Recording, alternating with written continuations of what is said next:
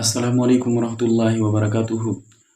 مینو لغت اختر چې ډیر روان دي نو په دې کې یو نور اعمال او قرباني او وغیرہ اعمال خو دي او په خپل ځای دي او یو عمل دا چې واجب عمل دی او هغه کې ډېره زیاته کمزوري کیږي د ډېرو خلکو نه چې دی هغه پاتې کیږي او بلکې پرېږدي کمزوري خیال یې اړو بالکل سني حالانکې واجب عمل دی په دې باندې مؤمن بنده چې دی ګناهګار دی چې هغه ته تکبیرات تشریق ویل کیږي او کوم ورځونه چې شروع کیږي هغه ته ایام تشریق ویل کیږي. ټیک شو.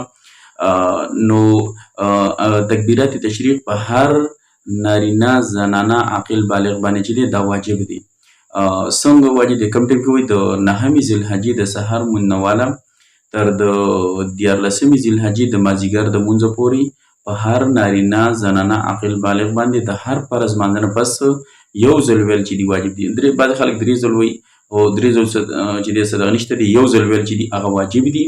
خو څنګه واجب دي؟ په نارینه کوم په جومات کې په جمع سره کو ځان لري هغه به په اوچت اواز باندې داسې اوچت اواز چې لږ اواز وځي، داسې ډېر چغې نه دي پکار او ډېر په مذهب نه او زنانه چې دي هغوی بیا په مذهب باندې وي. خو دومره ده چې دا انتهایي کمزوري په دې کې کېږي او دا چې دی نو واجب عمل دی چې کوم مسلمان مؤمن بنده دا پرېږدي نو په دې باندې ګناهګارېږي.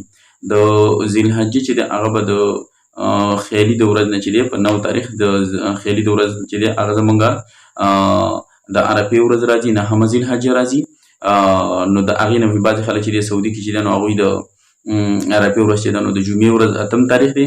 خو هغې هغه اعتبار کوي. نو بعضې خلک چې زمونږ دلته کې چې دی د خیالي ورځ 9 جولای چې ده نو دا د 9مه ذوالحجه ده. نو د دغه نه به چې دی زمونږ تکبیرونه انشاءالله شروع کېږي. نو د دې ډېر زیات اهتمام پکار دی ولې دا ویډیو چې د هغه د ثواب په نیت باندې چې دی ډېرې زیاته شیر کړي چې هغه مسلمانانو وروڼو ته ورسي چې د دې خیال وساتي چې هسې نه موږ د دې خیال نه ساتو چې مړه دا خو دومره عمل نه دی پاتې کېږي. نو په دې باندې مسلمان مؤمن بنده هغه ګناهګارېږي چې دا دې پاتې کېږي چې دا د مسلمان مؤمن بنده نارینه او زنانو نه پاتې نه شي د دې انتهایي